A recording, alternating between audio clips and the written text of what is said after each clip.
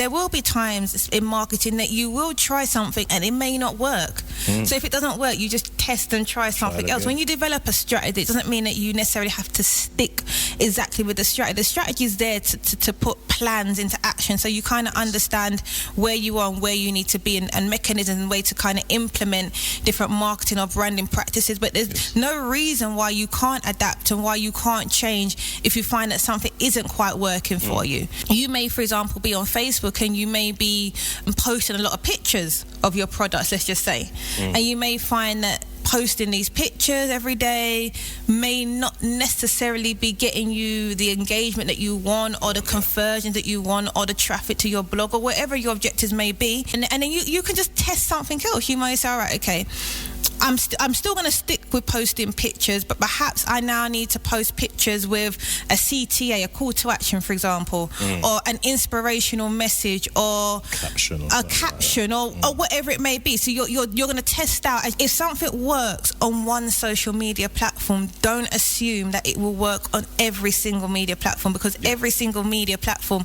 is completely different. Facebook, for example, is really good for like long forms of content. You've got the room, you've got the capacity to write almost blog posts on Facebook. Literally, really, essentially, you can. So you could write blog posts on Facebook. However, you would then need to be mindful of, does your target market appreciate long forms of copy on your Facebook?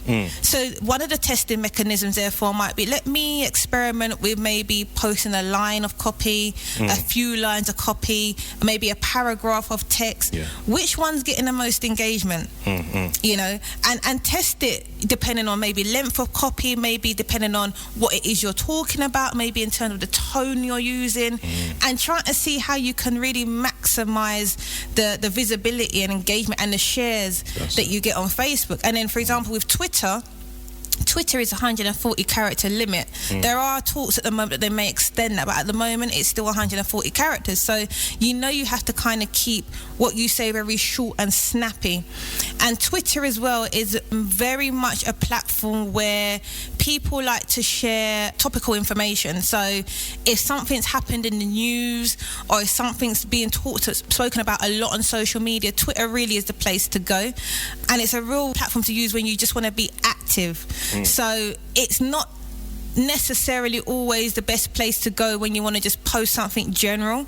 It's very much a platform that you can utilize when you kind of almost want to piggy bank on something that's already happening, and kind of add your comments and your insight into that. Because I know, personally, when I go onto Twitter, I tend to look more at hashtags, and I like to see what people say under hashtags.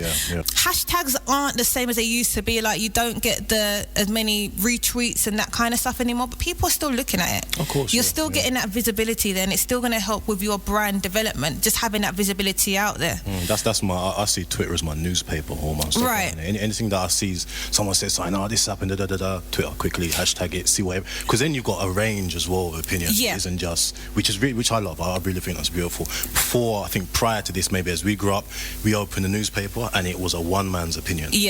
Now you've got a range, a plethora of opinions, you know what I mean? So you can go through it and you can find the one you like. Don't like that one, don't retweet it. You know what I mean? You take it from there. It's a real reactive platform, so you just react to anything that's happening. You've got to kind of be on your toes with Twitter. And like you say, you can follow and you can share and you can look at whatever kind of connects with you, and then you can try and engage with that and build your influence on that platform, and also connect with other influencers within your sector as well, which is what Twitter's really good for. Because you can talk directly to the people. Right. And I love that. I love, that element to it. I think a lot of things, as we're talking about personable stuff or personalizing things, you couldn't really speak to your audience as a celebrity or as the artist or as the the business person. And now I've seen people tweet Tesco's, literally. And they said, listen, my food, I brought some food, didn't like it. Tesco's is, speaking back to you. And it really gives you that, I don't know whether it's satisfaction or it says to you, this is a real, again, as we're saying, this is a real company. These are real people. They're speaking to me and they're appreciating my time. It's real engagement, and like you say, you could literally tweet, an A-list celebrity, and you could potentially get a reply back. You never know. And as a brand, you have to kind of be on the ball with that as well. So if people do connect with you on a platform such as Twitter, you know, ensure that you are there to kind of respond back, because that's going to build your character and build your brand, and then people know that you're someone that's active, you're taking their views and their insights or their opinions or their questions, their comments into consideration. That's it. I've done that before. I mean, I went to a restaurant once, not too long ago actually. I went to a restaurant, a friend and I went to a restaurant, and we were literally standing at the door, and we'd gone to this restaurant because it had not long opened and we wanted to support this restaurant. We were standing at the door for about 15 minutes and no one came and served us, and we were really disappointed, so we left and we went, and I went home and I wrote a message to them, and I was expecting a response. You know, I was expecting some kind of acknowledgement that I've actually taken the time to reach out to you based on the service or the non-existent service that you didn't provide for me. And all now, up to this day, I haven't got anything back. And the funny thing is that they still send me information via social media because they haven't connected the dots. They haven't connected the dots that I am a disgruntled customer. You know, I reached out to you on a personal level about an issue. You have not come back to me, and yet you're inviting me to events. And there are, it's a good point you pick up on there, because there are a lot of people that haven't kind of made that transition and understood the climate at the moment. And the climate really is, as you're saying, you know, the personal audience coming and interacting with people. There's a lot of companies that are very much, you come to us. The thing right now, I think, across the board is the companies and people that want to make money have to come to their audience. Yep.